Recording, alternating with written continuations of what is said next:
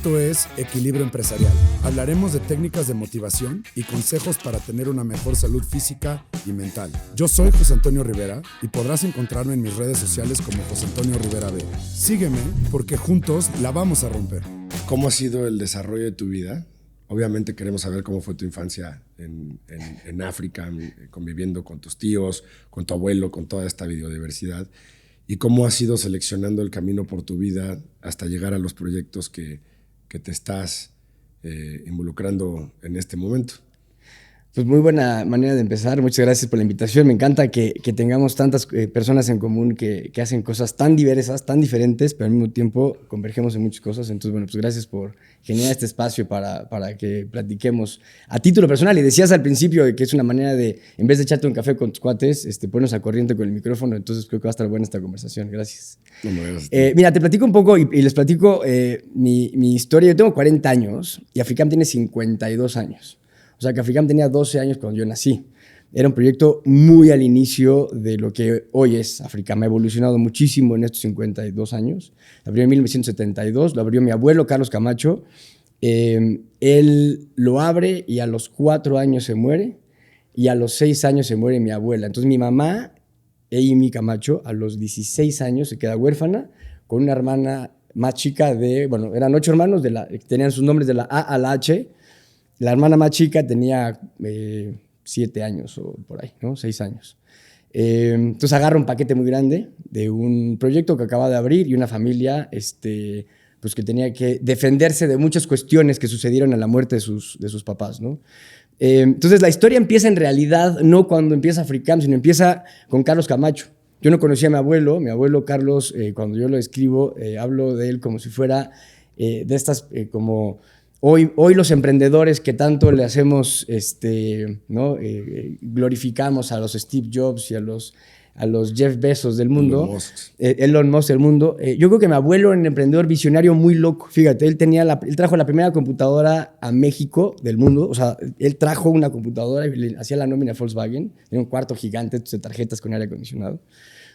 Fue la primera empresa en el mundo en vender por paquetería.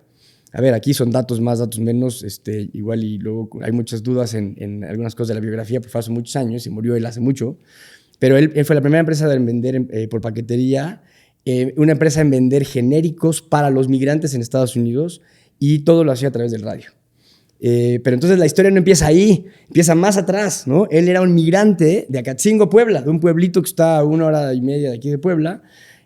Cuando se muere su segundo hermano de hambre, en extrema pobreza, le dice a su mamá: ya me voy a Estados Unidos, voy a buscar futuro y cuando ya tenga dinero suficiente voy a venir por ti con un traje blanco, en un Cadillac blanco para comprarte tu casa en la ciudad. Y esa fue su zanahoria, siempre.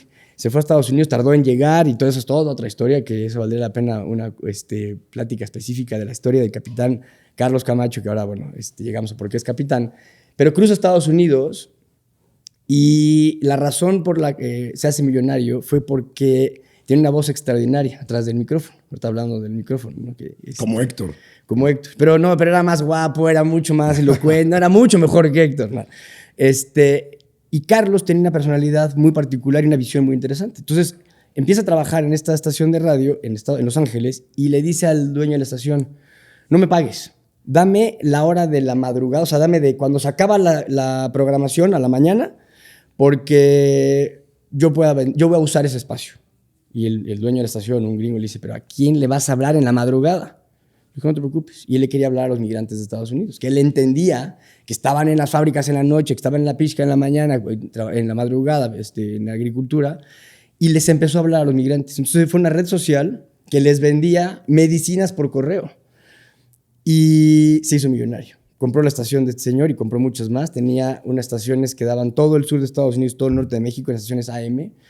Y empezó a vincular a las familias y decía: oye, pues si tú no encuentras a tu pariente que se fue a Estados Unidos, o tú en Estados Unidos le quieres mandar a tu hija algo de 15 años, empezó a conectar. Un visionario bien interesante, la verdad. Se lleva toda su familia a Estados Unidos, saca de la pobreza a toda la familia Camacho de Acatzingo y regresa a cumplir la promesa a su mamá. Entonces anuncia en el radio: me voy a México a vivir, se acabó mi tiempo en Estados Unidos. Y en eso aquí empieza una historia bien interesante, porque él ya dispuesto a regresarse a su país, le toca la puerta, cuando anuncia esto, le toca la puerta de la estación de radio una señora, bueno, una jovencita, rubia, alta, con minifalda, muy guapa, y le dice, no te puedes ir de México. Digo, Estados Unidos no te puedes ir, porque llevo escuchando tu programa no sé cuántos años y estoy enamorada de ti. Órale. Y entonces ella, Luis, mi abuela, tenía una condición que tenía el fotoperiodo invertido. O sea, ella en la noche estaba despierta y en el día estaba dormida. Entonces, en la noche lo único que podía hacer era escuchar el radio. Y escuchaba el radio en español. Y aprendió español escuchando a Carlos Camacho en el noticiero. En su programa de radio. Y entonces le dice, pues ok, pues conozcámonos. 8 hijos después se regresan a México. Entonces, mi mamá y sus hermanos nacen en Estados Unidos. Y cuando él se regresa, ya tenía un emporio de farmacias por todo México y Estados Unidos, estaciones de radio por todas partes. Llega a Puebla y él no encontraba dónde vivir. Entonces vivió en un hotel, creo que 3 años o 2 años, no sé cuánto, en lo que encontraba dónde vivir. Y aquí es donde empieza la historia de Africam, porque mi mamá decía que la casa donde empezó Africam, el génesis de Africam, era una casa esperando un sueño y a un soñador, ¿no?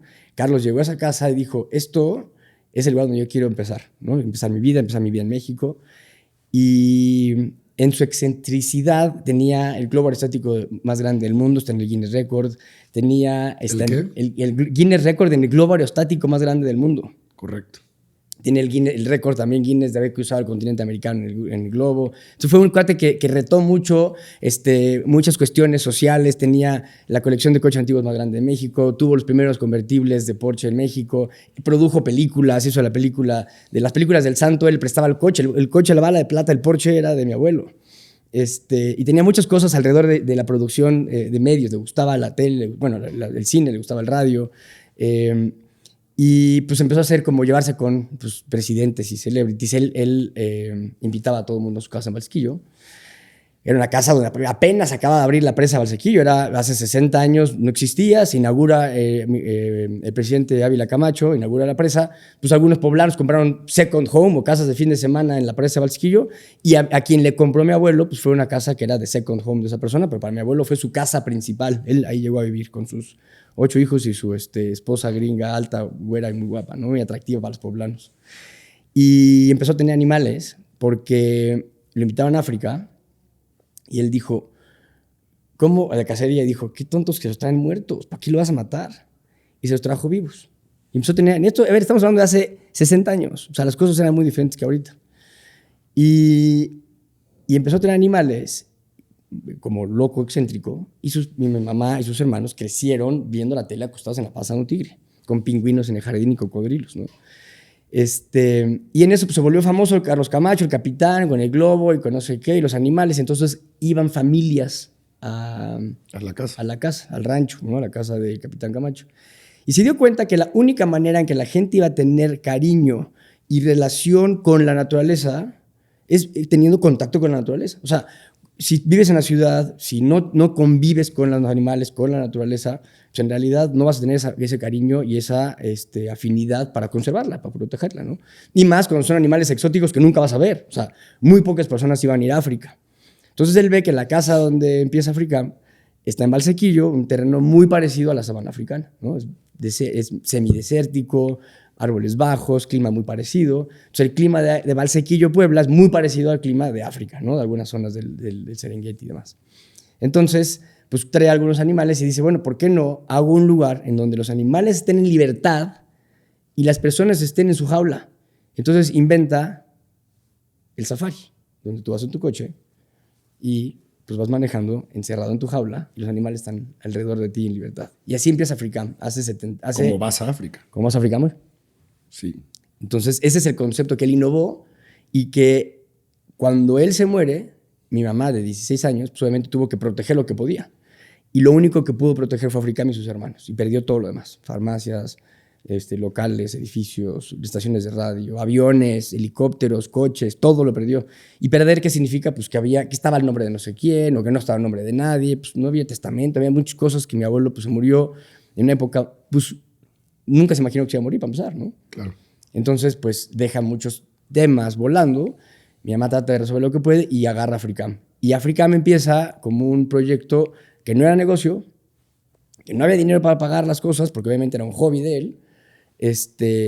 Y entonces mi mamá le preguntan, ¿no? En alguna entrevista que luego te mando para que escuches, de su última entrevista, hace justo 4 años. Le preguntan, ¿y cómo lo lograste? ¿Cómo lograste sacar adelante a tus hermanos y a Africam? ¿Y qué hiciste bien, no? Y dijo, no, justamente no sabía que no se podía. Era lo que había que hacer. Claro, era lo que había que hacer.